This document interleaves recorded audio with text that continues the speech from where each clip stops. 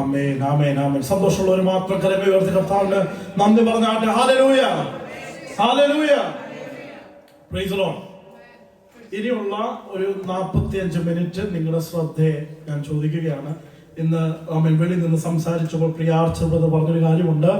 ആമേൻ, നമ്മൾ സഭയിൽ വന്നിട്ട് പ്രാർത്ഥിക്കുകയല്ല, വീട്ടിൽ നിന്ന് പ്രാർത്ഥിച്ചുകൊണ്ടൊരു യാത്രയാകണം. ദൈവം എന്നോട് സംസാരിക്കണം.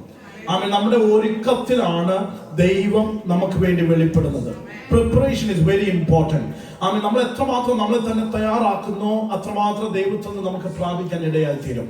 അതുകൊണ്ട് ഇനിയുള്ള സമയം ആമേൻ നിങ്ങളുടെ ശ്രദ്ധ ഞാൻ ചോദിക്കുന്നു. ആമേൻ, ഇനിയുള്ള സമയം പ്ലീസ് ദൈവവചനത്തെ ബഹുമാനിക്കണം. എന്നെ ബഹുമാനിക്കണ്ട, ദൈവത്തെ ബഹുമാനിക്കണം. Respect God, not me. ആമേൻ, ആ ദൈവത്തെ ബഹുമാനിച്ച് ആദരിച്ച് ദൈവമേ എന്നോട് സംസാരിക്കണം എന്നുള്ള ആഗ്രഹത്തോടെ ഇരുന്നാൽ ഞാൻ വിശ്വസിക്കുന്ന ദൈവം നിങ്ങളോട് സംസാരിക്കും. ഞാൻ ഇന്നലെ രാത്രി തൊട്ട് ആമേൻ ഈ വചനങ്ങൾക്കിടയിൽ കടന്ന് ആമേൻ യാക്കോബ് ദൈവത്തോട് മല്ല് പിടിച്ചതുപോലെ ഞാൻ കടന്ന് മല്ല് പിടിക്കുകയായിരുന്നു. ആമേൻ, എനിക്ക് ഗിദിയോനിൽ നിന്ന് ചില കാര്യങ്ങൾ നിങ്ങളോട് പറയണമെന്ന് ആഗ്രഹിച്ച് ഞാൻ പകുതി മുക്കാലും ആമേൻ റെഡിയാക്കി. എന്നാൽ ആമേൻ അതിനെല്ലാം മാറ്റിക്കൊണ്ട് ആമേൻ ദൈവം പിന്നെയും മറ്റൊരു വ്യക്തിത്വത്തിലേക്ക് ആമേൻ ശ്രദ്ധയെ തിരിക്കാൻ ഇടയായി തീർന്നു. ആമേൻ, അവിടോട്ടാണ് ഞാൻ നിങ്ങളുടെ ശ്രദ്ധയെ ആമേൻ ആഗ്രഹിക്കുന്നത്. 1 രാജാക്കന്മാരുടെ പുസ്തകം 19-ാം അധ്യായം 4-ാമത്തെ വാക്യം. 1 Kings chapter 19 verse 4. മരുഭൂമിയിൽ ഒരു ദിവസത്തെ വഴി ചെന്ന് ഒരു ചൂരച്ചെടിയുടെ തണലിൽ ഇരുന്ന് മരിപ്പാൻ ഇച്ഛിച്ചു. ഇപ്പോൾ മതി, യഹോവേ എന്റെ പ്രാണനെ എടുത്തുകൊള്ളണമേ, ഞാൻ എന്റെ പിതാക്കന്മാരെക്കാൾ നല്ലവനല്ലല്ലോ എന്ന് പറഞ്ഞു. ഞാൻ എന്റെ പിതാക്കന്മാരെക്കാൾ നല്ലത്. ഇംഗ്ലീഷിൽ എഴുതിയിരിക്കുന്നത് I am not better than my forefathers. എന്റെ പിതാക്കന്മാരെക്കാൾ ഒട്ടും ശ്രേഷ്ഠത എനിക്കില്ല എന്ന് അവൻ താൻ പറയുകയാണ്. ജീവിതത്തിന്റെ ശൂന്യതകളുടെ നടുവിൽ നിന്നുകൊണ്ട്, ഒന്നുമില്ലായ്മയിലോ വരണ്ട അനുഭവങ്ങളിൽ നിന്നുകൊണ്ട് പറയുന്ന ഒരു വാചകമായി നിങ്ങൾ ഇതിനെ കാണരുത്. ദൈവത്തിന്റെ കരം ആമൻ മാറി മാറി തന്റെ ജീവിതത്തിൽ താൻ അനുഭവിച്ചു. താൻ പറഞ്ഞാൽ മഴയുണ്ടാകും, താൻ പറഞ്ഞില്ലെങ്കിൽ മഴയുണ്ടാകത്തില്ല. തന്റെ വാക്കിൽ ദൈവ സാന്നിധ്യമുണ്ടെന്ന് തെളിയിച്ചവനായ ഒരു ഏരിയാവാണ്. ആമൻ തന്റെ ജീവിതത്തിലൂടെ, തന്റെ ശുശ്രൂഷയിലൂടെ ആമൻ ഇതാ അപ്പവും എണ്ണയും വർദ്ധിക്കുന്നത് താൻ കണ്ടിട്ടുണ്ട്. ആമൻ താൻ മുട്ടുമടക്കി പ്രാർത്ഥിക്കുമ്പോൾ സ്വർഗം തുറന്ന് തീ ഇറങ്ങുന്നത് താൻ കണ്ടിട്ടുണ്ട്. ആമൻ കാക്കയെ കൊണ്ട് ദൈവം ഇദ്ദേഹത്തെ പോഷിപ്പിച്ചിട്ടുണ്ട്. അങ്ങനെ അത്ഭുതങ്ങളുടെ നീണ്ട നിരയിൽ നിന്നുകൊണ്ട് താൻ മനസ്സിലാക്കിയ ഒരു സത്യം വിളിച്ചു പറയുകയാണ്. ആമൻ ഇത്രയൊക്കെ ചെയ്തെങ്കിലും ഞാൻ എന്റെ പിതാക്കന്മാരെക്കാൾ ഒട്ടും ശ്രേഷ്ഠനല്ല. ആമൻ ഈ ഏലിയാവ് ചെയ്തതിന്റെ പകുതി ചെയ്യാത്ത നമ്മൾ ചിന്തിക്കുന്നത് നമ്മളൊക്കെ എന്തോ വലിയ ആൾക്കാരാണെന്ന, നമ്മൾ പലതും നേടി എന്നുള്ള ചിന്ത നമുക്കൊക്കെ ഉള്ളത്. എന്നാൽ ഏലിയ പറയുകയാണ്, ആമൻ ജീവിതത്തിൽ ചില യാഥാർത്ഥ്യങ്ങൾ കടന്നു വരുമ്പോൾ, ആമൻ ജീവിതത്തിന്റെ ചില റിയാലിറ്റി നമ്മുടെ മുമ്പിൽ വന്ന് നിൽക്കുമ്പോൾ നമുക്ക് മനസ്സിലാകുന്ന ഒരു കാര്യമുണ്ട്. എന്തൊക്കെ നേടിയാലും എന്തൊക്കെ ചെയ്താലും അവൻ പിതാക്കന്മാരെക്കാൾ ഒട്ടും ശ്രേഷ്ഠരല്ല നമ്മൾ. എത്ര പഠിച്ചാലും എത്ര പഠിച്ചു വളർന്നാലും അവൻ നമ്മുടെ പിതാക്കന്മാർക്ക് ഒരു പഠിത്തവും ഇല്ലെങ്കിലും അവരെ കാട്ടിൽ ഒരു ശ്രേഷ്ഠതയും നമുക്ക് പറയുവാനില്ല. ആമൻ ഒന്നുമില്ലായ്മയിലും ദൈവത്തെ ആശ്രയിച്ച് ജീവിതം ജീവിച്ച പിതാക്കന്മാരുടെ ചരിത്രമാണ് നമുക്കുള്ളത്. ആമൻ കാലിൽ ചെരുപ്പില്ലെങ്കിലും വെയിലത്ത് നിന്നുകൊണ്ട് സുവിശേഷം പ്രസംഗിക്കുന്ന എത്ര പിതാക്കന്മാരെ നമ്മൾ കണ്ടിട്ടില്ലേ? ആമൻ വചനം മാത്രം മാറോട് ചേർത്ത് വെച്ചിട്ട് കുഞ്ഞിന് കഴിക്കാൻ ഒന്നുമില്ല, എല്ലാം കണ്ണടച്ച് പ്രാർത്ഥിച്ച് കടന്നുറങ്ങിക്കോ, കാരണം നിനക്ക് വേണ്ടി ഉണ്ടാക്കിയ ഭക്ഷണം ഏതോ പാസ്റ്റർമാർ വന്നപ്പോൾ അവർക്ക് കൊടുത്തു. ആമൻ ഒന്നുമില്ലാതെ പട്ടിണി അനുഭവിച്ച ആമൻ പിതാക്കന്മാര് കർത്താവിന്റെ തള്ളി പറയാതെ പുറമുറുക്കാതെ അവൻ ആലയത്തിൽ സമയത്തിൽ കടന്നു വന്ന് ദൈവത്തെ ആരാധിച്ചിട്ടുള്ള പിതാക്കന്മാരുടെയും അമ്മച്ചിമാരുടെയും ജീവിത ചരിത്രം നമ്മുടെ മുമ്പിൽ ഇന്ന് നിൽക്കുകയല്ലേ? എനിക്കറിയാം, ഞാൻ നാട്ടിൽ മഴക്കാലെ പഠിച്ചുകൊണ്ടിരുന്ന സമയത്ത് 110 വയസ്സുള്ള പിതാവ്, ഓർമ്മശക്തിയില്ല, എന്നാൽ വെള്ള ഷർട്ടും വെള്ളം മുണ്ടും മടക്കി താനെ ഉടുത്ത് സഭയിൽ ആദ്യം കടന്നു വന്ന് അവിടെ ഒരു ഇരിപ്പുണ്ട്. പാസ്റ്റർ പ്രസംഗിക്കുന്നൊന്നും കേൾക്കാൻ കഴിയുന്നില്ല. വർഷിപ്പ് ചെയ്യുന്നവരുടെ പാട്ടിന്റെ കൂടെ ചേർന്ന് പാടാൻ തനിക്ക് അറിയത്തില്ല. കരമടിക്കുവാനുള്ള ബലം ഈ കരങ്ങൾക്കില്ലെങ്കിലും താൻ അവിടെ ഇരുന്ന് ദൈവത്തെ നന്ദി പറയുന്നത് നമ്മൾ കണ്ടിട്ടുണ്ട്. ആമേൻ ഇന്ന് പറയണം, കർത്താവേ, ജീവിതത്തിൽ ഇത്രയും സുഖ സൗകര്യങ്ങൾ ഉണ്ടെങ്കിലും ഞാൻ എന്റെ പിതാക്കന്മാരെക്കാൾ ഒട്ടും ശ്രേഷ്ഠനല്ല. ഏലിയാവിന്റെ ഇൻട്രൊഡക്ഷൻ ബൈബിളിൽ നമ്മൾ കാണുന്നത് വളരെ ലളിതമായ ഒരു ഇൻട്രൊഡക്ഷനാണ്. തന്റെ കുടുംബം ഏതാണെന്നോ, തന്റെ വീട്ടുപേര് ഏതാണെന്നോ, താൻ ആരുടെ മകനാണെന്നോ, ഇത് ഒരു ഇൻട്രൊഡക്ഷനും ഇല്ലാതെ എവിടുന്നോ ഒരാൾ ഇതാ 17-ാം അധ്യായത്തിൽ വെളിപ്പെടുന്നു. അത്ഭുതങ്ങൾ ദൈവം അവിടെ കൊണ്ട് തുടങ്ങുകയാണ്. ഒരു ഇൻട്രൊഡക്ഷനും ഇല്ലാതെ ആമേൻ ആ ഒരു രീതിയിൽ ആമേൻ ഏലിയാവിന്റെ ശുശ്രൂഷ എടുത്ത് പഠിച്ചാൽ വ്യത്യസ്തമായി നിൽക്കുന്ന ഒരു ദൈവത്തിന്റെ ദാസനാണ് ഏലിയാവ്. ദൈവത്തിന് ഒരാളെ ഉപയോഗിക്കണമെങ്കിൽ അദ്ദേഹത്തിന് കുടുംബ പേരുണ്ടാവണമെന്ന് നിർബന്ധമില്ല, വലിയ ബാക്ക്ഗ്രൗണ്ട് ഉണ്ടാവണമെന്ന് നിർബന്ധമില്ല. ആമേൻ നമ്മളാണ് ഒരാളുടെ ബാക്ക്ഗ്രൗണ്ട് അന്വേഷിച്ച് പോകുന്നത്. ദൈവത്തിന് എല്ലാവരുടെയും ബാക്ക്ഗ്രൗണ്ട് നല്ലപോലെ അറിയാവുന്നത് കൊണ്ട് ദൈവത്തിന് അതൊന്നും ഒരു വിഷയമല്ല. ആമേൻ ദൈവത്തിന്റെ സ്വഭാവം എടുത്ത് പഠിച്ചാൽ നല്ല വ്യക്തികളെ, ആമേൻ തികഞ്ഞവരെ, പെർഫെക്റ്റ് ആൾക്കാരെ അല്ല ദൈവം എടുത്ത് ഉപയോഗിക്കുന്നത്. ഇംപെർഫെക്റ്റ് ആയി ലോകം തള്ളിക്കളഞ്ഞവരെ എടുത്ത് ആമേൻ ദൈവം വലിയൊരു സ്വപ്നം പണിയുകയാണ്. ഇതാ ഏലിയാവ്, തിഷ്ബിക്കാരനായ ഏലിയാവ് ആമേൻ രംഗപ്രവേശനം ചെയ്യുകയാണ്.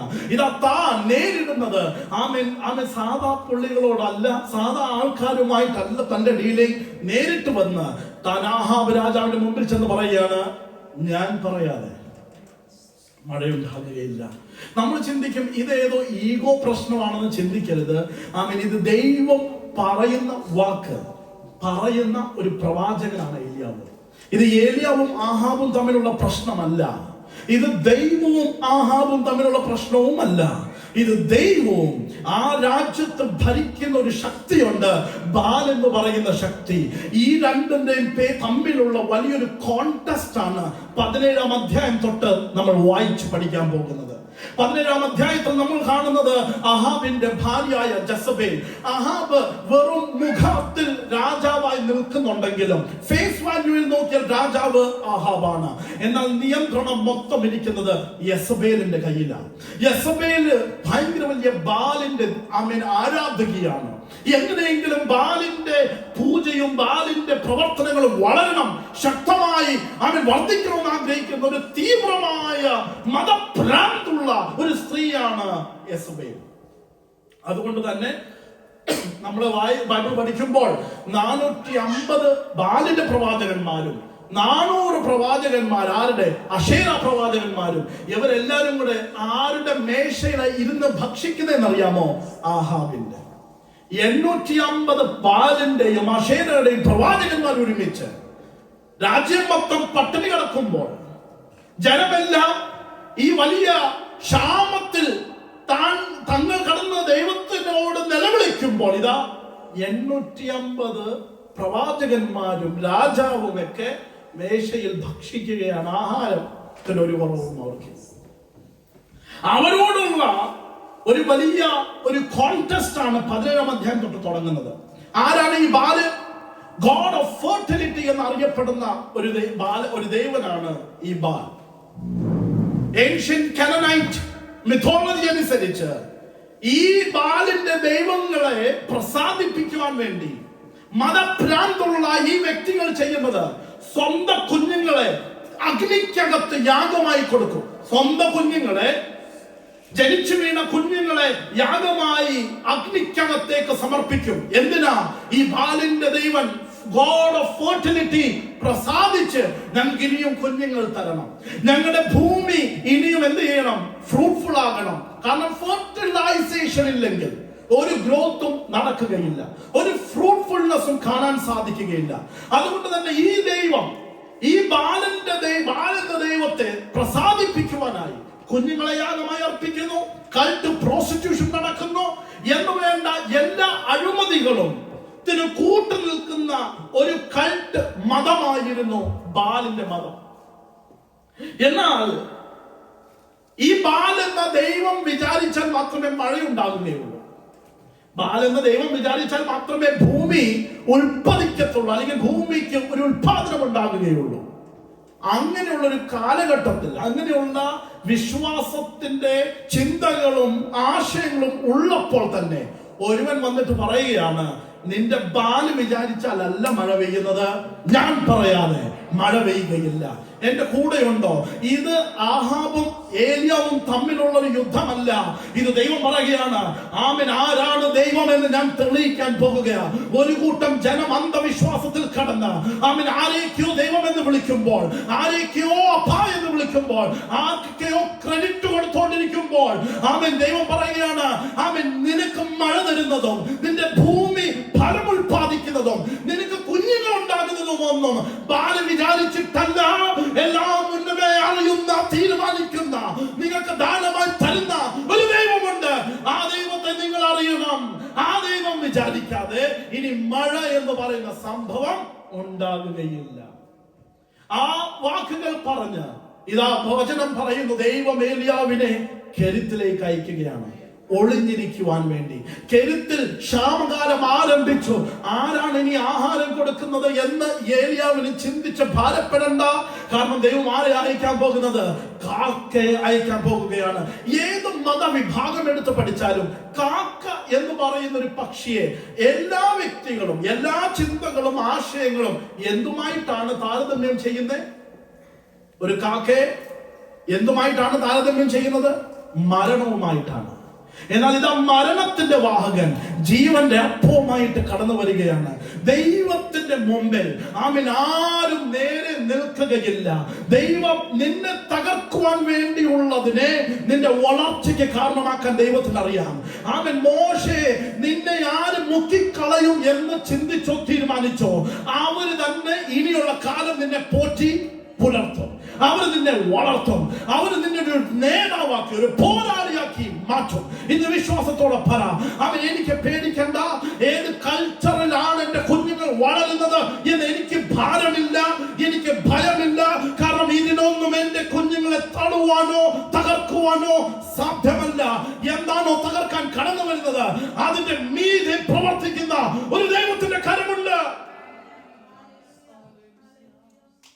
പലരും ചിന്തിക്കുന്നത് ബൈബിൾ ഒരു കെട്ടുകഥയാണ്. It's a book of fairy tales. It's a book of.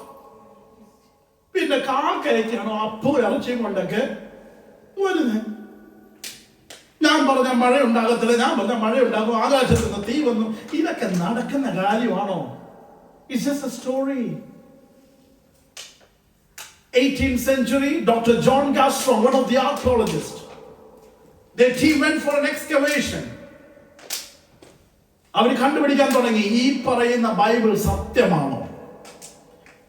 അങ്ങനെ കണ്ടുപിടിച്ചു വന്നപ്പോൾ അഹാബിന്റെ കാലഘട്ടത്തിലോട്ട്, അതായത് 850 BC ട്രേസ് ചെയ്യുന്ന ഒരു സംഭവം അവർ കണ്ടു. നമ്പർ 1, അവർ കണ്ട വസ്തു, ഞാൻ ചില ഫോട്ടോസ് നിങ്ങളെ വിശ്വസിപ്പിക്കുവാൻ വേണ്ടി, ദൈവം ഈ വചനവും നമ്മൾ പിടിച്ചോണ്ട് നടക്കുന്ന വചനം കെട്ടുകഥയല്ല, നമ്മൾ ജീവനുള്ള ദൈവത്തെയാണ് സേവിക്കുന്നത്. അവർ വന്ന് കണ്ടെത്തുന്ന ഒരു സ്ഥലമാണ് ഇത്. ഇത് അഹാബിന്റെ ഒരു പാലസ് ആയിരുന്നു, അഹാബിന്റെ ഒരു കൊട്ടാരമായിരുന്നു.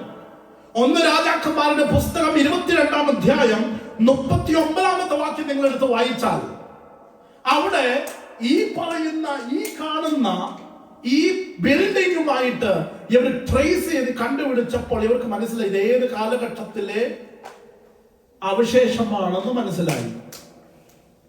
അടുത്ത 2ാമത്തെ ഇമേജ് കൂടെ കാണിക്കുമ്പോൾ ഈ കാണുന്ന ഇമേജ് 1 രാജാക്കന്മാരുടെ പുസ്തകം 22-ാം അധ്യായം 39-ാം വാക്യം, ആരെങ്കിലും ഒരാളൊന്ന് വായിച്ചേ. 22-39 ഇംഗ്ലീഷിൽ എഴുതിക്കുന്നത് ഐവറി കൊണ്ടുണ്ടാക്കിയ ഒരു സ്ഥലമായിരുന്നു ഇത്. ഈ കാണുന്നത് ദന്ത എന്ന് പറയുന്ന, എന്താ പറയുക, നമ്മുടെ എലിഫന്റ് ടൂത്ത് ഐവറി പ്രൊഡക്റ്റ് ആണ് ഈ കാണുന്നത്. ഡിയർ, ഒരു മാനെ ഉണ്ടാക്കിയ ഒരു ആർട്ടിഫാക്ട് മെയ്ഡ് ഓഫ് ഐവറി. എന്താണ് 1 രാജാക്കന്മാരുടെ പുസ്തകം 22-ാം അധ്യായം 39-ാം വാക്യം പറയുന്നത്? ആഹാബിന്റെ മറ്റുള്ള വൃത്താന്തങ്ങളും അവൻ ചെയ്തതൊക്കെയും അവൻ ആനക്കൊമ്പും കൊണ്ട് ഉണ്ടാക്കിയ ഒരു മാനാണ് അവർ കണ്ടുപിടിച്ചത്. ഹലോ, അവൻ ആനക്കൊമ്പ് കൊണ്ട് പണിത അരമനയുടെയും അവൻ പണിത എല്ലാ പട്ടണങ്ങളുടെയും വിവരവും ആ ഇസ്രായേൽ രാജാക്കന്മാരുടെ വൃത്താന്ത പുസ്തകത്തിൽ എഴുതിയിട്ടുണ്ട്.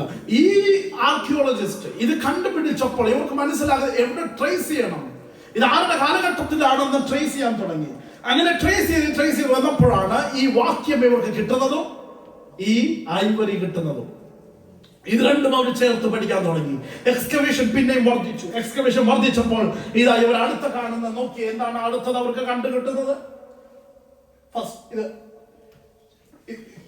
ഇതിന്റെ പുറകിലത്തേത് യെസ് നെക്സ്റ്റ് ഇത് അഹാബിന്റെ രാജമോതിരമാണ്. ഇത് റോയൽ സിഗ്നേച്ചർ ആണ്. ഇത് വച്ചിട്ടാണ് കത്തുകൾ ഇസബേൽ എഴുതാറുള്ളത്. നിങ്ങൾ ബൈബിൾ വായിക്കുന്നവർക്ക് ആയതുകൊണ്ട് നിങ്ങൾക്ക് മനസ്സിലാവും ഞാൻ പറയുന്നത് എന്താണ്. നാബോത്തിന്റെ മുന്തിരിത്തോട്ടം ആഗ്രഹിച്ച് മോഹിച്ച് കുഞ്ഞുങ്ങളെ പോലെ പോയി കരഞ്ഞ് ഭാര്യയോട് പറഞ്ഞപ്പോൾ ഭാര്യ പറഞ്ഞു, നീ ഒന്നും ചെയ്യേണ്ട, നീ എന്ത് ചെയ്യണം, നിന്റെ കൈ കിടക്കുന്ന മുദ്ര എനിക്കതാ, ഞാൻ ചെയ്തോളാം, മോതിരം എനിക്കതാ, ഞാനൊരു മുദ്രപത്രം തയ്യാറാക്കിക്കോളാം. അത് എഴുതുന്നു. ഈ കാണുന്ന ആഹാബിന്റെ ആ മോതിരത്തിൽ എഴുതിയേക്കുന്നത് ആഹാബ് കിങ് ഓഫ് ഇസ്രായേൽ. അതാണ് ഏൻഷ്യൻ ഹീബ്രു ലാംഗ്വേജിൽ എഴുതിയേക്കുന്നതാണ് അവർക്ക് കാണാൻ കഴിയുന്നത്. അടുത്ത ഇത് ആരുടെ മോതിരമായിരിക്കും? ആരുടെ ആയിരിക്കും എന്ന് പറഞ്ഞേ. മറ്റേതാരുടെ ആയിരുന്നു? ആഹാബിന്റെ പിതാവിന്റെ, ജസബേലിന്റെ. ആ ഡെക്കറേഷൻ കാണുമ്പോൾ അറിയത്തില്ലേ, she is very passionate about what she wears. ഈ കാണുന്നത് ജസബേലിന്റേത് എല്ലാം കൺട്രോൾ ചെയ്യുന്ന ഒരു പവർ ആയതുകൊണ്ട്. If you look at Jezebel's ring properly, you will see Hebrew letter that spells out her name. അടുത്ത ഇമേജ് കാണിക്കുമ്പോൾ ക്ലിയർ ആവും. ഓരോ ഹീബ്രു ലെറ്റേഴ്സും ജസബേലിന്റെ പേരാണ് അതിനകത്ത് ഇൻസ്ക്രൈബ് ചെയ്ത് വെച്ചിരിക്കുന്നത്. ഇതേവർക്ക് കണ്ടുകിട്ടി. Her ring has got serpent, പാമ്പുണ്ട് ആ മോതിരത്തിൽ. ശ്രദ്ധിച്ചു നോക്കിയാൽ lion, her name, everything that is so fascinating about power, authority, അതെല്ലാം തന്റെ മോതിരത്തിനകത്ത് നമുക്ക് കാണാൻ കഴിയും. These are the evidence that the Bible we read is not just a fairy tale. It's incidents, it's people, everything is real. നമ്മൾ വായിക്കുന്ന, നമ്മൾ കൊണ്ടു നടക്കുന്ന പുസ്തകത്തെ ഇച്ചിരി കൂടെ കൂടുതൽ ആദരവ് കൊടുക്കണം. കാരണം ഇത് ഏതെങ്കിലും ഒരു പുസ്തകമല്ല, ഇത് ദൈവത്തിന്റെ ജീവനുള്ള പുസ്തകമാണ്, ജീവനുള്ള വചനങ്ങളുള്ളതാണ്. ഈ ദൈവവചനം നമ്മളോട് എന്നും സംസാരിക്കുന്നതാണ്. ആമേൻ. നമുക്കറിയാം ഏലിയാവിനെ ഇതാ ദൈവം കൊണ്ടുപോയി ഒളിപ്പിച്ച് പാത്തു വെച്ചിരിക്കുകയാണ്. കെരുത്തിന്റെ അനുഭവം നമുക്കറിയാം. എന്നാൽ താൻ ആഗ്രഹിക്കുന്ന ഒരു സംഭവമുണ്ട്. കർത്താവേ, ദൈവമേ, ഈ ഇസ്രായേൽ ജനം സത്യ ദൈവത്തെ അറിയണം. ഈ ബാലിന്റേതായിട്ടുള്ള അഴിമതികളെല്ലാം അവസാനിക്കണം. സത്യ ദൈവത്തെ ഒന്ന് അറിയണം, ജനമെല്ലാം അറിയണം. അത് എപ്പോൾ സംഭവിക്കും, എങ്ങനെ സംഭവിക്കും? അതിനുവേണ്ടി ഒരു കർമ്മേലിനെ നീ തയ്യാറാക്കണം. ഇതാ താൻ പ്രാർത്ഥിക്കുകയാണ്. ഒരു കർമ്മേൽ പർവ്വതത്തിൽ ദൈവികമായ ഒരു വലിയൊരു ഡിസ്പ്ലേ നടക്കണം. ഇത് താൻ ആഗ്രഹിക്കുകയാണ്. ദൈവം പറഞ്ഞ അതിന് സമയമായിട്ടില്ല. സമയമെല്ലാം ഞാൻ പതുക്കെ തയ്യാറാക്കാം. എന്നാൽ ഇതാ 18-ാം അധ്യായത്തിലേക്ക് കടന്നു വരുമ്പോൾ ആ ദിവസവും കടന്നു വന്നു. ഇവര് വന്നിട്ട് പറഞ്ഞു, എത്ര നാളിങ്ങനെ നടക്കും? 3.5 വർഷക്കാലം. കാരണം ഏലിയാവ് പറഞ്ഞ എന്താണ്, ഞാൻ പറയാതെ മഴ പെയ്യുകയില്ല. 3 വർഷക്കാലം ഈ കാത്തിരിപ്പ് ഇങ്ങനെ കടന്നുപോയി. 3 വർഷം കഴിഞ്ഞ് ഏലിയാവ് പറഞ്ഞ സമയമായി. ദൈവം ആരാണെന്ന് നിങ്ങളുടെ ബാലിന് തെളിയിക്കാൻ കഴിഞ്ഞില്ല. കാരണം ബാൽ ആരുടെ ദൈവമാ? ഗോഡ് ഓഫ് ഫെർട്ടിലിറ്റി ആണ്. മഴയും മേഘങ്ങളും ഒക്കെ ഈ ദൈവത്തിന്റെ കയ്യിലല്ലേ ഇരിക്കുന്നേ. ഇതുവരെ ഒരു മഴയും തരാൻ കഴിഞ്ഞില്ലല്ലോ. 3 വർഷമായില്ലേ. ഇനി ഞാൻ പറഞ്ഞു തരാം ആർക്കാണ് മഴയും ഫലങ്ങളും, ആരുടെ കയ്യിലാണ് ഫെർട്ടിലിറ്റി എല്ലാം ഇരിക്കുന്നത് എന്ന് ഞാൻ തെളിയിക്കാം. നമുക്ക് എല്ലാവർക്കും കർമ്മേൽ പർവ്വതത്തിലോട്ട് വരാം.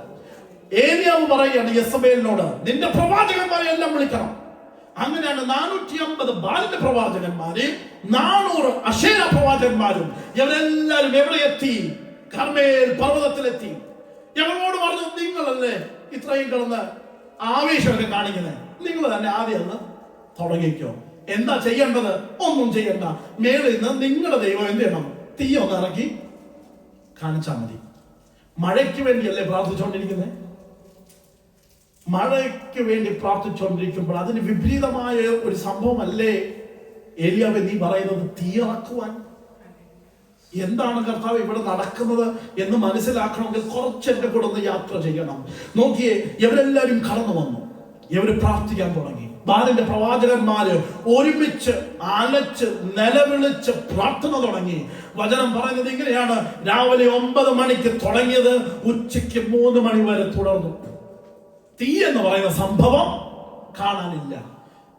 എന്ത് ചെയ്യുന്നു എന്ന് മനസ്സിലാകാതിരിക്കുമ്പോൾ ഇതാ ഏലിയാവ് പറയാ, നിങ്ങളുടെ ദൈവം ഉറങ്ങുമായിരിക്കും. നിങ്ങളുടെ ദൈവം എന്ന് പറഞ്ഞ് കളിയാക്കാൻ തുടങ്ങി, തമാശ പറയാൻ തുടങ്ങി ഏലിയാവ്. ഇതുകൂടെ കണ്ടപ്പോൾ സഹിക്കാൻ കഴിയാതെ അവർ പറഞ്ഞു, നമുക്കൊരു കാര്യം ചെയ്യാം, നമ്മുടെ ദൈവത്തിന് ഇഷ്ടമുള്ളത് എന്താ?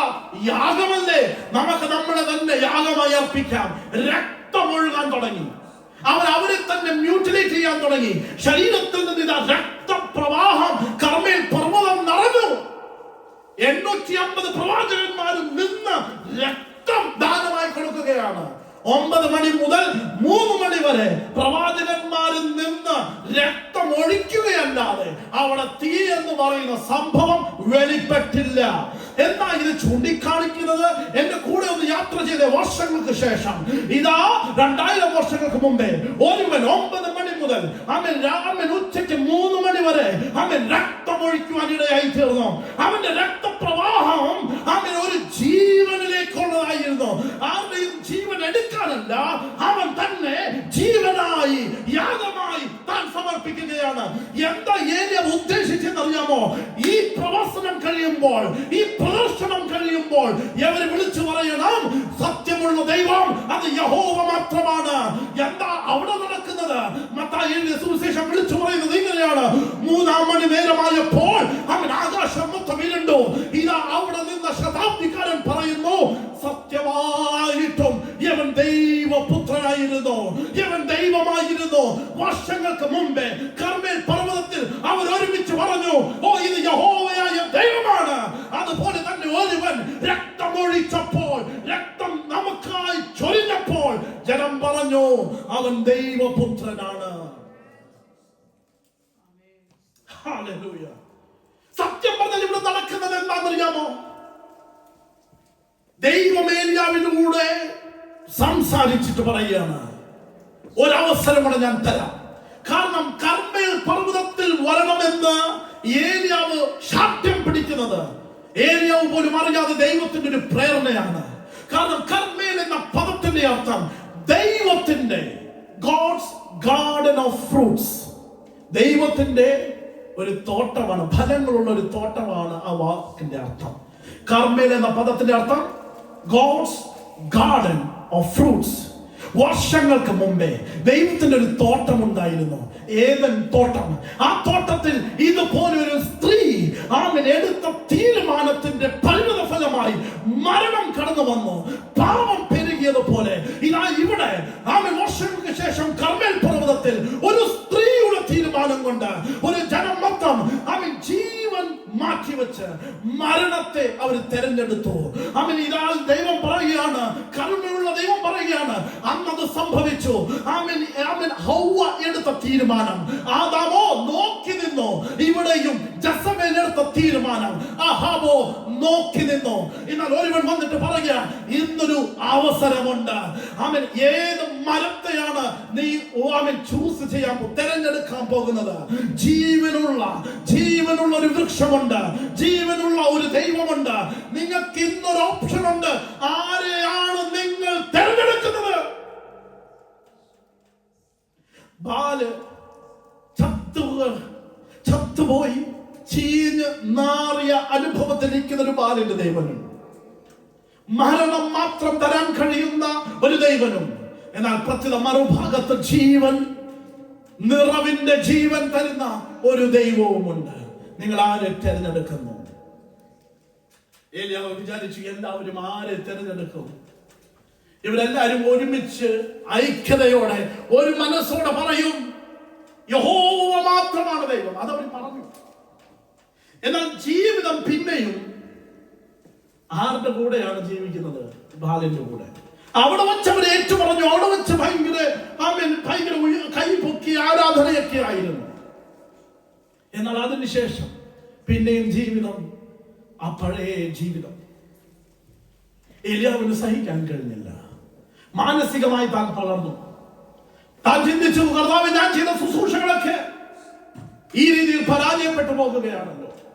അത് മാത്രമല്ല, കർമ്മേൽ പർവ്വതത്തിൽ നടന്ന ആ വലിയ ബാലിന്റെ പ്രവാചകന്മാരുടെ സംഹാരം നടന്നു. ഈ വാർത്തകളൊക്കെ ആരുടെ ചെവിയിലെത്തി? യെസബേലിന്റെ ചെവിയിലെത്തി. ഇത് കേട്ടപ്പോൾ യെസബേൽ തന്നോട് പറയുന്ന വാക്കാണ്, 24 മണിക്കൂറിനകം നീ എന്താണോ ചെയ്തത് അത് ഞാൻ നിന്നോട് ചെയ്യും. നീ എന്താണോ ചെയ്തത് അത് ഞാൻ നിന്നോട് ചെയ്യും. ഇത് കേട്ടപ്പോൾ ബർശബയിലേക്ക് താൻ ഓടുകയാണ്. പലപ്പോഴും ചിലരുടെ വാക്കുകളാണ് നമ്മളെ ഏറ്റവും കൂടുതൽ തളർത്തുന്നത്. പ്രവർത്തികളല്ല. നമുക്കുണ്ടാകുന്ന തിക്തമായ അനുഭവങ്ങളെക്കാൾ അപ്പുറമായി, മുറിവുകളെക്കാൾ അപ്പുറമായി വാക്കുകളാണ് നമ്മളെ പലപ്പോഴും തളർത്തിക്കളയുന്നത്. വർഷങ്ങളായി ചർച്ചിൽ നല്ല അറ്റൻഡൻസ് ഉള്ള, വർഷങ്ങളായി ചർച്ചിന് വേണ്ടി പല കാര്യങ്ങൾ ചെയ്തുകൊണ്ടിരുന്ന ഒരു അച്ചായനെ എനിക്ക് ഓർമ്മയുണ്ട്, ഡൽഹിയിൽ. അദ്ദേഹം ഇപ്പോൾ ചർച്ചിലൊന്നും പോകാറില്ല. കാരണം ചർച്ചിൽ കടന്നു വന്നപ്പോൾ ആരോ പറഞ്ഞ ഒരു വാക്ക് തനിക്ക് ഭയങ്കര വേദനയുണ്ടായി. എന്റെ പ്രിയമുള്ള ദൈവമക്കളെ, നമ്മൾ ആരെയും തളർത്തുന്ന വാക്കുകൾ പറയാൻ പാടില്ല. ഒരാളെ മോട്ടിവേറ്റ് ചെയ്തില്ലെങ്കിൽ കുഴപ്പമില്ല, അവരെ എന്തോ ചെയ്യില്ല, ഡീമോട്ടിവേറ്റ് ചെയ്യും. ഒരു കുഞ്ഞു വാക്യം പറയാൻ മറന്നുപോയെങ്കിൽ കുഴപ്പമില്ല, അടുത്ത സൺഡേ അവർക്ക് അവസരമുണ്ട്. പക്ഷെ നമ്മുടെ വായിൽ ഒരു വാക്ക് വീണാൽ അത് തിരിച്ചെടുക്കാൻ പിന്നെ ഒരു അവസരം ഇല്ല.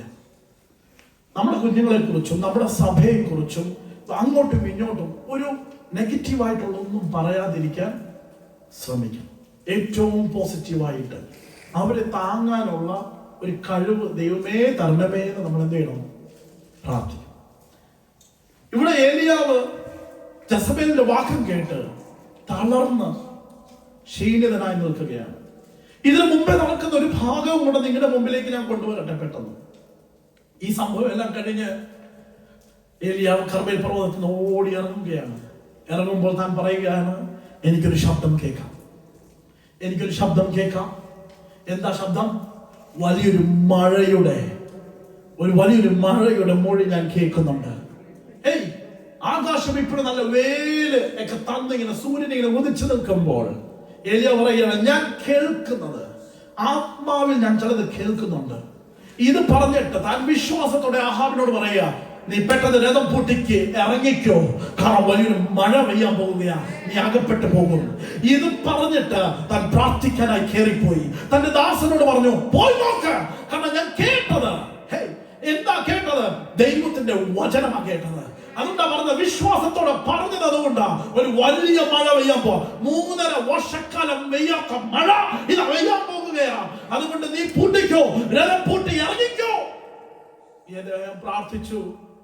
6 പ്രാവശ്യവും പ്രാർത്ഥിച്ചിട്ട് ദാസൻ വന്നിട്ട് പറഞ്ഞു, ചുമ്മാതല്ലേ ഇതൊക്കെ പറഞ്ഞ, ഒന്നുമില്ല, ആകാശം ഇതാ ക്ലീനായി കിടക്കുകയാണ്. എന്നാൽ 7ാമത്തെ പ്രാവശ്യം കൂടെ മുട്ടുമടക്കി പ്രാർത്ഥിച്ചപ്പോൾ ദാസൻ വന്നിട്ട് പറയുകയാണ്, ഒരു കൈപ്പത്തി പോലെ ഒരു മേഘം, മഴത്തുള്ളികളല്ല, മഴ ചാറുവാണെന്നുമല്ല, എന്താ, ഒരു മേഘം ഞാൻ കാണുന്നു. നമ്മുടെ കണ്ണുകൾ തുറക്കുവാനായിരുന്നു പ്രാർത്ഥിക്കാം. കർത്താവേ, എന്റെ കണ്ണുകൾ ഒന്ന് തുറക്കണം. ആമേൻ. അസാധ്യങ്ങളുടെ നടുവിൽ സാധ്യതകളെ എനിക്ക് കാണണം. ആമേൻ. ശൂന്യമായിരിക്കുന്ന കസേരകളിൽ ആത്മാക്കൾ നിറഞ്ഞിരിക്കുന്നത് എനിക്ക് കാണണം. ആമേൻ. കർത്താവേ, ഞാൻ പഠിപ്പിക്കുന്ന കുഞ്ഞുങ്ങളുടെ എണ്ണം വളരുകയാണ്, അത് ഞാൻ കാണുന്നു. ആമേൻ. ആമേൻ. ജബ്ബേസ് പ്രാർത്ഥിച്ചതുപോലെ എന്റെ ആദിരുകൾക്കെല്ലാം ഒരു വിസ്താരം നീ കൽപ്പിക്കണം. എന്നാലും ഈ വചനം പറയുന്നു, ആഹാബിന്റെ രഥത്തെക്കാൾ വേഗതയിലാണ് താൻ ഓടിയത്. അവിടെ എന്തുകൊണ്ടാണ് ആ വേഗത തനിക്ക് ലഭിച്ചേ എന്ന് പറയുന്നത് വചനം പറയുന്നത് ഇങ്ങനെയാ, ഒരു കരം അവന്റെ കൂടെ ഉണ്ടായിരുന്നു. ദൈവത്തിന്റെ കരമുണ്ടോ, വേഗതയിൽ ചിലതൊക്കെ നിനക്ക് സംഭവിക്കും. വിശ്വാസത്തോടെ പറ, എല്ലാ ഡിലേ ആകുന്ന കാര്യങ്ങളെ നോക്കി പറ, യഹോവയുടെ കരം എന്റെ കൂടെയുള്ളത് കൊണ്ട് ആഹാബിന്റെ രഥത്തെക്കാൾ അതിന്റെ മീതെ അവൻ ഓടി പോകുവാൻ ഉള്ള കരുത്ത് ദൈവം തരും. ഡിലേ ആകുന്ന എല്ലാ വിഷയങ്ങളും നോക്കി പറഞ്ഞേ, അവൻ എനിക്ക് ആശങ്കയില്ല, എനിക്ക് ഭാരമില്ല, എനിക്ക് വേണ്ടി ചില കാര്യങ്ങൾ ദൈവം സൂപ്പർ ഫാസ്റ്റ് ലെവലിൽ ചെയ്യാൻ പോകുകയാണ്. വർഷങ്ങളായി കാത്തിരിക്കുന്ന വിഷയങ്ങൾ നോക്കി പറ, അവൻ യഹോവയുടെ കരം എന്റെ കൂടെ ഉണ്ടെങ്കിൽ വേഗത്തിൽ ചിലത് സംഭവിക്കും. വേഗത്തിൽ ദൈവം എനിക്ക് വേണ്ടി ചെയ്യും. വേഗത്തിൽ ദൈവം ചെയ്യും. ആ സന്തോഷത്തോടെ, ആ ആത്മീയ ബലത്തിലാണ് താൻ ഓടി വന്നപ്പോഴാണ് ഈ വാർത്ത കേൾക്കുന്നത്. കൊന്നുകളയും, ഒച്ചയ്ക്കത്തില്ല, ഇല്ലാതെയാക്കി കളയും എന്നൊക്കെ കേൾക്കുമ്പോൾ വചനം പറയുന്നു, ഏലിയാവ് നിരാശനായി, തളർന്നു പോയിട്ട് പലപ്പോഴും പിശാച് നമ്മളെ ചെയ്യിപ്പിക്കുന്ന ഒരു വലിയൊരു കാര്യമുണ്ട് കേട്ടോ. എനിക്കറിയത്തില്ല നിങ്ങൾ എത്ര പേര് എൻ്റെ കൂടെ ഇത് മനസ്സിലാക്കി റിലേറ്റ് ചെയ്യാൻ പറ്റുമെന്ന് എനിക്കറിയത്തില്ല. പലപ്പോഴും നമുക്ക് വിഷമം ഉണ്ടാകുമ്പോൾ, നമുക്ക് ബുദ്ധിമുട്ടുണ്ടാകുമ്പോൾ നമ്മൾ ഐസൊലേറ്റ് ആവും. നമുക്കിഷ്ടമല്ല പിന്നെ ആരുടെ അടുത്ത് ഒന്ന് ഇടപെടാൻ. നമ്മളെ തന്നെ എന്ത് ചെയ്യും? സെപ്പറേറ്റ് ചെയ്യും. ഇത് പിശാചിന്റെ വലിയൊരു പ്ലാനാണ്. നമ്മൾ പറയും ഇത് എന്റെ healing movement, pastor, healing time. ഞാൻ ഒത്തിരി മുറിവേൽക്കപ്പെട്ടതുകൊണ്ട് അല്ലേ, നമുക്കറിയാം, നമ്മുടെ ജീവിതത്തിൽ അങ്ങനെ പല അനുഭവം നമ്മൾ കേട്ടിട്ടുണ്ട്. ചർച്ച വരുന്നില്ല, എന്താ ഭാഷ? അയ്യോ, ഹീലിംഗ് നടന്നുകൊണ്ടിരിക്കുക ഭാഷ. ഹീലിംഗ് നടക്കുന്നത് ഇവിടെയാണ്. ആമേൻ. എന്താണ് നമ്മൾ ഇങ്ങനെ മാറിപ്പോകുന്നത്? ഒരു സംഭവം ഉണ്ടാകുമ്പോൾ ചർച്ച വരുന്നില്ല, അല്ലെങ്കിൽ കമ്മ്യൂണിറ്റിയുമായിട്ട് ബന്ധമില്ല, ഫെലോഷിപ്പ് വേണ്ട, അലോൺ, ലോൺലിനെസ് എനിക്ക് വേണം, എനിക്ക് ഇഷ്ടമാണ് എന്ന് പറഞ്ഞ് മാറുന്നത്, അത് പിശാചിന്റെ ഒരു തന്ത്രമാണെന്ന് മനസ്സിലാക്കണം. നല്ലതാണ്, പലപ്പോഴും ദൈവത്തിന്റെ അടുത്ത് പോയി ഇരിക്കാൻ നല്ലതാണ്. It's good. നിങ്ങൾ ദൈവത്തിന്റെ സന്നിധിയിൽ ഇരിക്കാൻ ആഗ്രഹിച്ച് എല്ലാം കട്ട് ഓഫ് ചെയ്ത് പോകുകയാണെങ്കിൽ നല്ല കാര്യം. പക്ഷെ അല്ലാതെ ദൈവം ഏൽപ്പിച്ച ആൾക്കാരിൽ നിന്നും മാറിപ്പോയിരിക്കുന്നത് ഒരിക്കലും അത് ദൈവത്തിന്റെ പ്ലാൻ അല്ല. ദൈവം ആഗ്രഹിക്കുന്ന ആ ഫെലോഷിപ്പിൽ, ആ യൂണിറ്റിയിൽ നമ്മൾ ഒരുമിച്ചിരിക്കണമെന്ന് ദൈവം ആഗ്രഹിക്കുന്നത്. എന്നാൽ പിശാച് പറയുന്നത് ഡിവിഷൻ ഉണ്ടാക്കും. ശ്രദ്ധിച്ച് എവിടെ നിന്ന് നടക്കുന്നത്? മരുഭൂമിയിലേക്ക് പോകുന്നതിന് മുമ്പേ തനിന്റെ കൂടെ ഇതെല്ലാം കണ്ടുകൊണ്ടിരുന്ന, തന്റെ വാക്കിന്റെ പുറത്ത് 6 പ്രാവശ്യം ഓടിയ ഒരു ദാസൻ ഉണ്ടായിരുന്നു. നിങ്ങൾ എന്റെ കൂടെ ഇല്ല. ഏലിയാവ് പറഞ്ഞ വാക്കിനെ വിശ്വസിച്ച് ഓടുന്ന ഒരുവനുണ്ടായിരുന്നു. 1 പ്രാവശ്യം ഓടി, 2 പ്രാവശ്യം ഓടി, 3 പ്രാവശ്യം ഓടി. ഒന്നും നടക്കുന്നില്ല. വേറെ ആരെങ്കിലും ഇട്ടിട്ട് പോയനെ പറഞ്ഞനെ, എന്റെ അച്ചാച്ചന് വട്ടായി തലയ്ക്ക്, ചുമ്മാ എന്തൊക്കെയോ കേൾക്കുന്നു, കാണുന്നു എന്നൊക്കെ പറയുന്നു. ഞാൻ ഓടി, 3 പ്രാവശ്യം ഓടി, ഒന്നും എന്തെങ്കിലും കണ്ടോ? ഒന്നും കണ്ടില്ല. 4ാമത്തെ പ്രാവശ്യം ഓടാൻ കിട്ടുമോ ആരെങ്കിലും ഇന്നത്തെ കാലത്ത്? ഈ ഓടുന്നതിന്റെ പൈസ കിട്ടുന്നുണ്ടോ? ഈ ഓടുന്നതിനും ഈ ചെയ്യുന്നതിനും ഒന്നും ഒരു നന്ദി വാക്ക് പോലും ഇല്ല. കൂടെ നിൽക്കുവോ? പക്ഷെ ഇവനുണ്ട്. എല്ലാ കാലത്തും കൂടെ ഉണ്ടായവൻ ജീവിതത്തിൽ ആരൊക്കെയോ എന്തൊക്കെയോ പറഞ്ഞപ്പോൾ അവനോട് പറഞ്ഞു, ഇനിയുള്ള യാത്ര ഇനി എന്റെ കൂടെ വേണ്ട, എനിക്ക് മതിയായി, ഞാൻ ചാവാൻ പോവാ എന്ന് പറഞ്ഞ് താൻ യാത്ര. നമ്മളെ പലപ്പോഴും ഡിപ്രഷൻ ഈ ലെവലിലാണ് നമ്മളോട് പ്രതികരിക്കുന്നത്. സ്ട്രെസ്. ബൈബിൾ എത്ര നല്ലൊരു പുസ്തകമാണെന്ന് നോക്കിയേ. ദൈവദാസന്മാർക്ക് പോലും ഈ രീതിയിലുള്ള ചിന്തകൾ വന്നത് ബൈബിൾ എഴുതി വെക്കാതിരുന്നില്ല. എഴുതിയത് ഇതൊക്കെ എല്ലാവരുടെയും ജീവിതത്തിൽ ഉണ്ടാവുന്നതാണ്. പലപ്പോഴും നമ്മൾ പ്രാർത്ഥിച്ചില്ലേ, കർത്താവേ എന്നെ അങ്ങ് എടുക്ക്. മോശ പ്രാർത്ഥിച്ചു, യോന പ്രാർത്ഥിച്ചു. ഇവരെല്ലാം പറഞ്ഞത് ബൈബിളിനകത്ത് എഴുതിയത്. നമുക്ക് വിഷമം ഉണ്ടാവുമ്പോൾ നമ്മളും പറയും, ഇനി തൊട്ട് ഞാനില്ല, ഇനി എന്നെ കിട്ടത്തില്ല, എനിക്ക് മതിയായി എന്നൊക്കെ പറയുന്നത് സർവ്വസാധാരണമാണെന്ന്. അവിടെ നിന്ന് കരകയറാൻ നമ്മൾ തയ്യാറാകണം. കൂടെ നിൽക്കുന്ന ദാസന്മാരെ കളഞ്ഞിട്ട് പോകുന്നവരാവല്ലേ, കരം പിടിച്ച് അവരെ കൂടെ നിർത്തണം. ഇത്രയൊക്കെ നിങ്ങൾക്ക് ചെയ്യാൻ കഴിഞ്ഞത് കൂടെ ഓടാൻ ഒരു ദാസൻ ഉണ്ടായിരുന്നു എന്നുള്ള ബോധ്യം ഉണ്ടാകണം. പലപ്പോഴും പലർക്കും കൂടെ നടക്കുന്നവരുടെ അവരുടെ കഴിവോ അവരുടെ കൂടെയുള്ള അവർ നമുക്ക് വേണ്ടി സമയം ചെലവാക്കുന്നതോ ഒന്നും വലിയ കാര്യമായിട്ട് തോന്നാറില്ല പലപ്പോഴും. എന്നാൽ ഇന്ന് പറയണം, കർത്താവേ എനിക്ക് തന്നിരിക്കുന്ന എല്ലാവർക്കുമായി ഞാൻ നന്ദി പറയുന്നു. ഞാൻ പാടുമ്പോൾ എനിക്ക് കീബോർഡ് വായിക്കാൻ ഒരാളുണ്ടോ, ഞാൻ നന്ദി പറയുന്നു കർത്താവേ. എനിക്ക് വേണ്ടി മൈക്ക് ഓപ്പറേറ്റ് ചെയ്യാൻ ഒരാളെ ദൈവം തന്നിട്ടുണ്ടോ, ഞാൻ നന്ദി പറയുന്നു കർത്താവേ. അവൻ ഇംഗ്ലീഷിലൊരു പ്രസംഗം കേൾക്കണമെന്ന് ഞാൻ കടന്നു വന്ന് ആഗ്രഹിക്കുമ്പോൾ ഇവിടെ നല്ലൊരു പ്രസംഗം കേൾക്കാൻ കഴിഞ്ഞല്ലോ കർത്താവേ. അവൻ മലയാളത്തിൽ ഒരു നല്ല സന്ദേശം കേൾക്കണം, ഒരു പാട്ട് പാടി ആരാധിക്കണം. ഇതൊക്കെ സംഭവിക്കുമ്പോൾ ഈ അവരൊന്നും അവരെ ചെയ്യട്ടെ എന്നുള്ള മനോഭാവമല്ല. ദൈവത്തിന് നന്ദി പറയണം. പറഞ്ഞ കർത്താവേ, എന്റെ കൂടെ നിൽക്കുന്നവർക്കായി ഞാൻ നന്ദി പറയുന്നു. അവർക്ക് ആവശ്യമില്ല, അവർക്ക് മറ്റു പല അനുഭവങ്ങളും അവസരങ്ങളും വന്നാൽ ഞാൻ എവിടെ പോകും കർത്താവേ, എന്നാൽ എനിക്ക് തന്നവർക്കായി ഞാൻ നന്ദി പറയുന്നു എന്ന് പറയണം. അയ്യോ, കാർഡിഫിലാന്നോ ചർച്ചുകളുടെ പഞ്ഞം, അയ്യോ എന്തോ ചർച്ച ഞാൻ പോയേനെ അല്ല. കിട്ടിയ ചർച്ചിനോട് ഒരു കൂറ് വേണം, കിട്ടിയ ചർച്ചിനോട് ഒരു നന്ദി വേണം. പറഞ്ഞ കർത്താവേ, നീ തന്ന സഭയ്ക്കായി ഞാൻ നന്ദി പറയുന്നു. ദൈവം തന്ന അപ്പനും അമ്മയ്ക്കും വേണ്ടി നന്ദി പറയണം. ദൈവം തന്ന കുഞ്ഞുങ്ങൾക്ക് വേണ്ടി നന്ദി പറയണം. ദൈവം തന്ന സഹോദരങ്ങൾക്ക് വേണ്ടി നന്ദി പറയണം. അവർ നിങ്ങളുടെ കൂടെ ഉണ്ട് കേട്ടോ. നിങ്ങൾ കർമ്മേൽ പർവ്വതം കയറുമ്പോൾ നിങ്ങളുടെ കൂടെയുണ്ട്. നിങ്ങൾ കരുത്തിലിരിക്കുമ്പോൾ നിങ്ങളുടെ കൂടെയുണ്ട്. നിങ്ങളുടെ കൂടെ എല്ലാ മേഖലകളിലും എല്ലാ കാലങ്ങളിലും സഞ്ചരിക്കുന്ന ചിലരുണ്ടെങ്കിൽ അവരെ കൈവിടല്ലേ, അവരെ അവഗണിക്കല്ലേ, അവരെ കൂടെ നിർത്തണം. Hallelujah, praise the Lord. കടന്നു വരട്ടെ. ഇതെല്ലാം കേട്ടിട്ട് ദൈവത്തോട് പറഞ്ഞു, ദൈവമേ എന്നെ അങ്ങ് കൊന്നുകളയണമേ. ദൈവം പ്രാർത്ഥന കേൾക്കാത്തവനാണെന്ന് പരാതിയുള്ള ആരെങ്കിലും ഉണ്ടോ? ചിലപ്പോഴൊക്കെ ദൈവം പ്രാർത്ഥന കേൾക്കാത്തതാണ് നല്ലത്. നമ്മളൊക്കെ പലതും പ്രാർത്ഥിച്ചിട്ടുണ്ട്, അതൊക്കെ ദൈവം കേട്ടായിരുന്നെങ്കിൽ. ഹലോ, ചില പ്രാർത്ഥനകൾ ദൈവം കേൾക്കാത്തത് ദൈവത്തിന്റെ സ്നേഹമാണെന്ന് മനസ്സിലാക്കണം. ചില വാതിലുകൾ തുറക്കാത്തത് ദൈവത്തിന്റെ സ്നേഹമാണ്. ചില വ്യക്തികൾ നമുക്ക് നമ്മുടെ ഫ്രണ്ട് റിക്വസ്റ്റ് അക്സെപ്റ്റ് ചെയ്യാഞ്ഞത് ദൈവത്തിന്റെ സ്നേഹമാണ്. ആമേൻ. ചിലര് നമ്മളെ ബ്ലോക്ക് ചെയ്തത് ദൈവത്തിന്റെ സ്നേഹമാണ്. ഇന്ന് വിശ്വാസത്തോടെ പറയണം, ആമേൻ, ദൈവം അറിയാതെയല്ല എന്റെ ജീവിതത്തിൽ ഒന്നും സംഭവിക്കുന്നത്. അവൻ ദൈവം എന്നിട്ട് ഇദ്ദേഹത്തിന്റെ വാക്കെല്ലാം കേട്ടിട്ട് ദൈവം പറഞ്ഞു, മോനെ നിന്റെ പ്രശ്നം എന്താണെന്നറിയാമോ?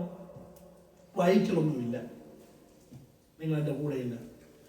ഇങ്ങോട്ട് വന്നപ്പോൾ പണ്ട് ഞങ്ങളോട് വന്നപ്പോൾ ക്രിസ്ത്യൻ ആയിട്ട് കഴിഞ്ഞ് വന്ന് ക്രിസ്ത്യക്ക് ഭയങ്കര ബുദ്ധിമുട്ട്, ഒന്നും കഴിച്ചിട്ടില്ല, ഭയങ്കര പ്രശ്നം, മുഖം മാറുന്നു, മുഖം വാടി. ഞാൻ റോഡെത്തി, ഞാൻ ഇച്ചിരി ലേറ്റ് ആയാലും കുഴപ്പമില്ല, ടെസ്കോയിൽ കയറി ഒരു ബ്രെഡ് മേടിച്ചു കൊടുത്തു. പലപ്പോഴും നമ്മുടെയൊക്കെ പ്രശ്നം ഒരു നല്ല ഫുഡ് കഴിച്ചാൽ തീരും. ഞാൻ പറയുന്നല്ല, ബൈബിൾ പറയുന്നത്. ദൈവം ഏലിയാവിനോട് പറഞ്ഞു, മോനെ നിന്റെ പ്രശ്നം യെസബേൽ പറഞ്ഞതൊന്നുമല്ല, നീ ഫുഡ് കഴിക്കേ. ഫുഡ് കഴിച്ചു. ആ കഴിച്ച ഫുഡിന്റെ ബലത്തിൽ താൻ കിടന്ന് ഉറങ്ങി. അതാണല്ലോ നടക്കുന്നത്. എന്നാൽ ദൈവം പറഞ്ഞു, ഞാൻ ഈ കഴിപ്പിച്ചത് ഉറങ്ങാനല്ല, എഴുന്നേക്ക് ഇനിയും കഴിക്കാൻ പറഞ്ഞു. ദൈവത്തിന്റെ വിശ്വാസത നോക്കി. ഞാൻ പലപ്പോഴും പറഞ്ഞൊരു കാര്യമുണ്ട്, ദൈവം നമ്മുടെ വിശ്വസ്തതയിൽ നോക്കും. ഏലിയാവിന് വേണ്ടി ആദ്യം ദൈവം ഒരുക്കിയ വഴി എങ്ങനെയാണ്? കാക്കയും കൊണ്ടാണ്. ഫുഡ് കൊണ്ടുവന്നത് ആരാ? ഒരു കാക്കയാണ്. കാക്ക അൺക്ലീൻ ബേർഡ് ആയിട്ടാണ് അറിയപ്പെടുന്നത്, not at all clean and holy. പക്ഷെ ദൈവം ആണ് കൊണ്ടുവരുന്നത് എന്നുള്ള ബോധ്യമുള്ളത് കൊണ്ട് കാക്കയുടെ നിറം ഒരു പ്രശ്നമല്ല, കാക്കയുടെ സ്വഭാവം ഒരു പ്രശ്നമല്ല. കൊണ്ടുവരുന്നതിന്റെ പിന്നിൽ ദൈവത്തിന്റെ കരമായതുകൊണ്ട് ഏലിയാവ് ആ ആഹാരം മേടിച്ച് കഴിച്ചു. ദൈവം നിങ്ങളുടെ ജീവിതത്തിൽ കൊണ്ടുവരുന്ന ആരാണെന്ന് തിരിച്ചറിഞ്ഞാൽ അവന്റെ നിറമോ അവന്റെ ബാക്ക്ഗ്രൗണ്ടോ അവന്റെ കളറോ അവന്റെ ജാതിയോ അവന്റെ പണമോ അവന്റെ പഠിത്തമോ ഒരു പ്രശ്നമല്ല. കാരണം നിങ്ങൾ തെളിയിക്കുന്ന വിശ്വസ്തതയാണ്. ദൈവമേ നീയാണെങ്കിൽ ഞാൻ അത് കഴിക്കും. ഏലിയാവ് അവിടെ വിശ്വസ്തത തെളിയിച്ചപ്പോൾ ദൈവം രണ്ടാമത്തെ സ്റ്റേജ് ഓപ്പൺ ചെയ്തു. ദൈവം പറഞ്ഞു, ഇനി നിനക്ക് ഫുഡ് തരുന്നത് മൃഗമല്ല, മനുഷ്യനാണ്. പക്ഷെ പ്രശ്നമുണ്ട്, സാറാഫത്തിലെ ഒരു വിധവയാണ്. സാറാഫത്ത് വിധവ. ഈ രണ്ടും വേറൊരു പ്രസംഗ വിഷയമായതുകൊണ്ട് അങ്ങോട്ട് പോകുന്നില്ല. എന്നാൽ ദൈവം പറയാണ്, ഏലിയാവേ നീ ഇവിടെ വിശ്വാസത തെളിയിച്ചാൽ മൃഗം മാറി പ്രൊമോഷനായി. ആരാ വരാൻ പോകുന്നത്? ഒരു സഹോദരിയുടെ കയ്യിൽ നിന്ന് നിനക്ക് ഫുഡ് കിട്ടും. അവിടെ താൻ വിശ്വസത കാണിച്ചു. ആമൻ. ആ ആഹാരം മേടിച്ച് കഴിച്ച് അവർക്കും ഒരു അനുഗ്രഹമായി മാറി. ആമൻ. മൂന്നാമത്തെ പ്രൊമോഷൻ ദൈവം പറയുക, ഇനി നിനക്ക് വേണ്ടിയുള്ള ഫുഡ് കൊണ്ടുവരുന്നത് പക്ഷിയല്ല, മനുഷ്യനല്ല, സ്വർഗത്തിലെ ദൂതൻ ഇറങ്ങി വന്ന്. നിങ്ങൾ അല്പത്തിൽ വിശ്വസ്തനാണെങ്കിൽ ദൈവം ആധികത്തിൽ വിചാരകനാക്കുന്ന ദൈവമാണ്. ഇന്ന് കാക്കയായിരിക്കാം വരുന്നത്, കുഴപ്പമില്ല കർത്താവേ, ആ കാക്കയെ എനിക്ക് സ്വാഗതം ചെയ്യാൻ മനസ്സുണ്ട്. അവൻ അത് മാറി ഒരു പാവപ്പെട്ട സഹോദരിയായിരിക്കാം, പണമില്ല, ജോലിയില്ല, ഭയങ്കര ക്വാളിഫിക്കേഷൻ ഒന്നുമില്ല, പക്ഷെ കിട്ടുന്നതിൽ ദൈവത്തോട് നന്ദിയുള്ളവരാണെങ്കിൽ സ്വർഗീയ മഹത്വമുള്ള മഹാനായിട്ടുള്ള കാര്യങ്ങൾ ദൈവം നിങ്ങൾക്ക് വേണ്ടി ചെയ്യാനിടയായി. ദൈവം ഫുഡ് കൊടുത്തിട്ട് പറഞ്ഞു എഴുന്നേൽക്കണം, വലിയൊരു യാത്ര ചെയ്യാനുണ്ട്. ഇദ്ദേഹം പറഞ്ഞു കർത്താവേ, I know this is the end of my life, എന്റെ ജീവിതത്തിനോട് തീരാൻ പോവാണ്. അവൻ അവസാനമായി മുഖാമുഖമായി കണ്ട് നമുക്ക് പിരിയാം. ദൈവം പറഞ്ഞു ഇല്ല മോനെ, അടുത്തൊരു ശുശ്രൂഷ നിനക്കുണ്ട്. നീ ചിന്തിച്ചു എല്ലാം തീർന്നു പോയി, എല്ലാം അവസാനിച്ചു പോയി. ദൈവം പറയില്ല, വലിയൊരു ശുശ്രൂഷ നിനക്ക് ചെയ്തെടുക്കുവാനുണ്ട്. ആ ശുശ്രൂഷകൾ എന്താണെന്ന് നോക്കിയേ. ഒന്ന് ദൈവം പറയുകയാണ്, ഒരു രാജാവിനെ നീ അഭിഷേകം ചെയ്യണം. ആരാണ് ഈ രാജാവ്? ശത്രു രാജാവ്. ആണ് ഈ രാജാവിന്റെ ഉദ്ദേശം എന്താണ്? ഈ രാജാവ് വന്ന് ആഹാബിന്റെ കൊട്ടാരത്തെയും രാജ്യത്തെയും എല്ലാം എന്നേക്കുമായി തീർത്തു കളയുവാൻ വേണ്ടി ഹെസേൽ എന്ന് പറയുന്ന ഒരു രാജാവിനെ നീ അഭിഷേകം ചെയ്യണം. രണ്ടാമത്തത്, അവൻ ആഹാബിന് പകരമായി ജേഹു എന്ന് പറയുന്ന ഒരുവനെ നീ അഭിഷേകം ചെയ്യണം. അടുത്ത കാണിച്ചു, ജേഹു എന്ന് പറയുന്ന ആളെ അഭിഷേകം ചെയ്യണം. ആരുടെ പകരമാണ്? ആഹാബിന്റെ പകരം. ഇതാണ് ആഹാബിന്റെ ആ കാണിച്ച ലാൻഡ്. ഇതാണ് ആഹാബിന്റെ കൊട്ടാരം ഇരുന്നതും ആ കാണുന്നതാണ് മുന്തിരിത്തോട്ടം. ആമേൻ. അടുത്തത്, ഈ ഒരു സംഭവം ജേഹുവിന്റെ കാലഘട്ടത്തിൽ, ആമേൻ, ജേഹുവിന്റെ ചരിത്രമെല്ലാം എഴുതിയിരിക്കുന്ന ഒരു മൈൽസ്റ്റോൺ, ഒരു മോണുമെന്റ് ആയിരുന്നു അവർക്ക് കിട്ടിയതാണ്. ഇതിൽ എഴുതിയേക്കുന്നതും ഇതിനെ കുറിച്ച് നല്ലോണം പഠിക്കുമ്പോൾ മനസ്സിലാകും, ഈ കാണുന്ന ജേഹു ആണ് അവൻ മുമ്പിൽ നമസ്കരിച്ച് വീട് കിടക്കുന്നത്.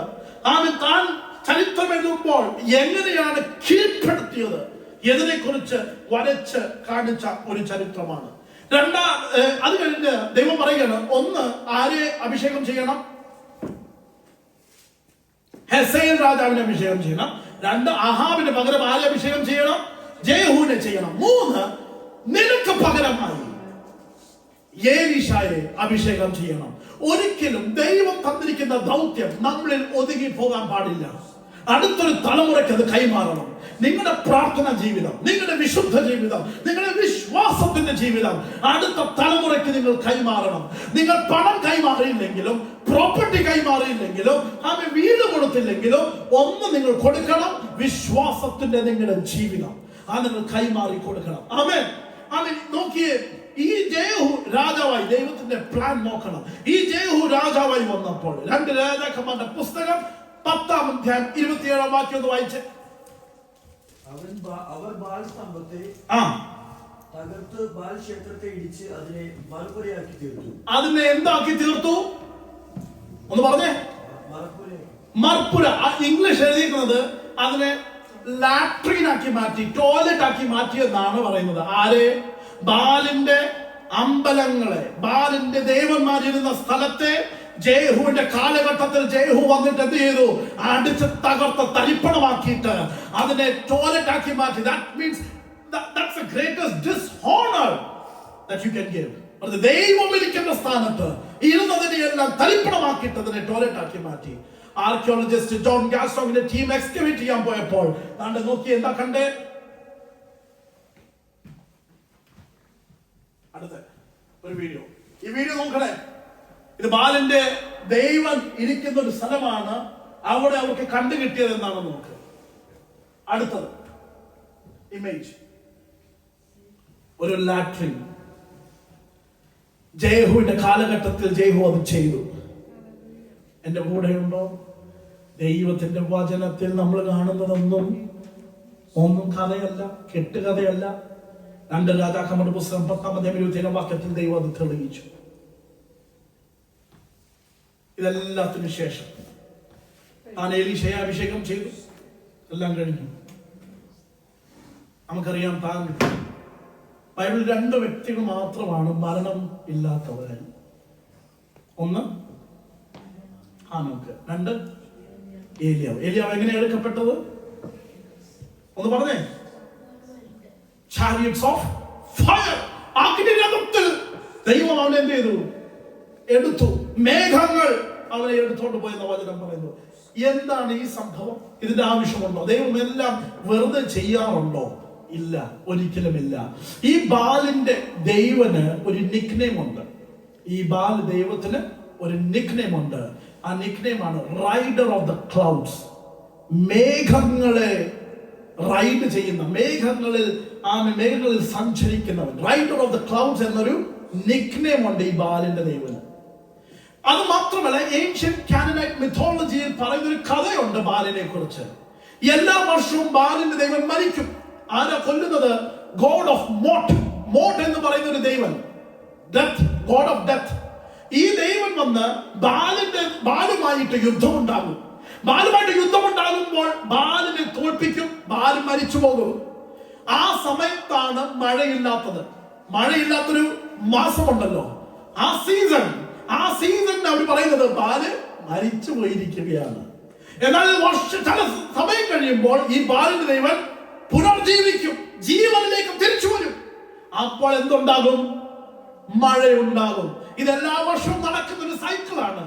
എന്നാൽ ഈ സൈക്കിളിനെയാണ് ഏലിയാവ് ബ്രേക്ക് ചെയ്തത്. 3.5 വർഷക്കാലം ബാലിന്റെ ദൈവത്തെ ഇവരെല്ലാവരും മറന്നുപോയി. എന്ന് പറഞ്ഞാൽ എവിടെ പോയി കിടക്കുവാണ് ഇദ്ദേഹം, മഴയില്ലാതെ. എന്നാൽ അവിടെ കൊണ്ട് ദൈവം പറഞ്ഞു, തീർന്നില്ല, എനിക്കൊരു ഫൈനൽ സ്റ്റേറ്റ്മെന്റ് കൊടുക്കണം. മേഘങ്ങളെ വഹിക്കുന്നത് ബാലല്ല, ഞാനാണെന്ന് ഞാൻ തെളിയിക്കും. അതിനുവേണ്ടി എനിക്കൊരു മനുഷ്യനെ വേണം. ഏലിയാവേ, നിനക്ക് വേണ്ടി ഒരു അഗ്നി രഥത്തെ ഞാൻ തയ്യാറാക്കും. നീ അതിന്റെ മേളിൽ കയറിയിരുന്ന് ജനം കാണണം നീ മേഘങ്ങളിലേക്ക് എടുക്കപ്പെടുന്നത്. അപ്പോൾ അവർക്ക് മനസ്സിലാകും ആരാ പറഞ്ഞത് മഴയുണ്ടാകും, ആര് പറഞ്ഞു മഴയുണ്ടാകത്തില്ല, ആര് പറഞ്ഞപ്പോഴാണ് മഴയുണ്ടായത്, ആര് പറഞ്ഞപ്പോഴാണ് അഗ്നി വന്നത്, ആര് പറഞ്ഞപ്പോഴാണ് സംഭവങ്ങൾ ഓരോന്നോരോന്നായി അത്ഭുതങ്ങൾ നടന്നത് എന്ന് ലോകം ജനം അറിയും. ദൈവം ആരാണെന്ന് അറിയുവാൻ വേണ്ടി. ബാലിന്റെ ദൈവം ദൈവമല്ലെന്നും സത്യദൈവം യഹോവ മാത്രമാണെന്ന് ജനത്തെ ബോധ്യപ്പെടുത്താൻ ഇതാ ദൈവം ഏലിയാവിനെ അഗ്നിരഥത്തിലേക്ക് കയറ്റി വെച്ചു. എത്ര തിരക്കുണ്ടെങ്കിലും, എത്ര പെട്ടെന്നൊരു സ്ഥലത്ത് എത്തണമെന്നുണ്ടെങ്കിലും, ഞാൻ ആൽവിനോട് പറയാം, ആൽവിനെ, എന്റെ വണ്ടി തീ കത്തുന്നുണ്ടെങ്കിലും കുഴപ്പമില്ല, എന്റെ കൂടെ ഒന്ന് വരാമോ, നമുക്ക് ഒരുമിച്ച് പെട്ടെന്ന് പോവാന്ന് പറഞ്ഞാൽ ആൽവിൻ പറയും, പാസ്റ്ററിന്റെ കല്യാണം കഴിഞ്ഞ് 2 കുഞ്ഞുങ്ങളുണ്ടല്ലോ, എന്റെ കല്യാണമൊന്നും കഴിഞ്ഞിട്ട് പോലും ഇല്ല, ഞാൻ വരുന്നില്ല, പാസ്റ്ററിന്റെ വയ്ക്കോ എന്ന് പറയും. ആർക്കാണ് തീവണ്ടിക്കകത്ത് കയറിയിരുന്ന് പോകാൻ ഇഷ്ടം? തീയുടെ സ്വഭാവം എന്താ? വെന്ത് കളയും, അല്ലെ? കൺസ്യൂം ചെയ്ത് കളയും. ഏലിയാവ് ഏത് ധൈര്യത്തിലാണ് അതേ കയറിയിരുന്നത്? കാരണം ഏലിയാവിന് അറിയാവുന്ന ഒരു കാര്യമുണ്ട്. യെശയ്യാ പ്രവാചകന്റെ പുസ്തകം പറയുന്നു, നീ തീയിൽ കൂടി വെന്ത് പോകുകയില്ല. ഏലിയാവ് പ്രസംഗിക്കുന്ന ദൈവം ആരാണെന്ന് ഏലിയാവിന് അറിയാം. മോശയോട് പ്രതികരിച്ചത്, മോശയോട് സംസാരിച്ചത്, മോശയെ വിളിച്ചത് ഒരു തീയിലൂടെയാണ്. ആ തീയുടെ ഗുണം എന്താണെന്നറിയാമോ? എന്തിലൂടെ സംസാരിക്കുന്നോ അത് കത്തിജ്വലിക്കുന്നുണ്ടെങ്കിലും അത് ചാരമായി പോകുന്നില്ല. ഞാനൊരു കാര്യം പറയുന്നത്, രാവിലെ പ്രിയ സിസ്റ്റർ പറഞ്ഞതുപോലെ, ദൈവം തരുന്ന ടെസ്റ്റ് ഒരു തീയായിട്ട് തോന്നിയാലും ആ ടെസ്റ്റ് നിന്നെ ചാരമാക്കി കളയത്തില്ല. ആ ടെസ്റ്റ് ഒരു ടെസ്റ്റ് മണിയിലേക്ക് നിന്നെ കൺവേർട്ട് ചെയ്യും. ഇന്ന് കണ്ണുകളെ ദൈവസന്നിധിയിൽ ഒന്ന് അടച്ച് ഒരു നിമിഷം കണ്ണുകൾ അടച്ച് പറ, കർത്താവേ, നീ എനിക്ക് വേണ്ടി അത്ഭുതങ്ങൾ ചെയ്യുന്ന ദൈവമാണ്. നീ എന്നോട് പറഞ്ഞാൽ അഗ്നിരഥത്തിലും ഞാൻ കയറും, അഗ്നിരഥത്തിലും ഞാൻ മേഘങ്ങളെ കയറി, കർത്താവേ, ഞാൻ പറന്നുയരുന്നവനാണ്. നമുക്ക് പ്രാർത്ഥിച്ച് നമ്മൾ അവസാനിപ്പിക്കാൻ പോവുകയാണ്. ദൈവസന്നിധിയിൽ ഒന്ന് പ്രാർത്ഥിച്ച്, കർത്താവേ, നീ എനിക്ക് വേണ്ടി അത്ഭുതങ്ങളെ ചെയ്യണം. പലപ്പോഴും പല വാക്കുകളിലും ഞാൻ തളർന്നു പോയിട്ടുണ്ട്, ഞാൻ തകർന്നു പോയിട്ടുണ്ടപ്പോ. മാനുഷികമായ പല വാക്കുകൾ ഞാൻ പറഞ്ഞു പോയിട്ടുണ്ട്. എന്നാൽ നിനക്ക് എന്നെ കുറിച്ചുള്ള പദ്ധതികളൊന്നും ചെറുതല്ല, അത് വലുതാണെന്ന് ഞാൻ തിരിച്ചറിയുന്നു. ഹല്ലേലൂയ.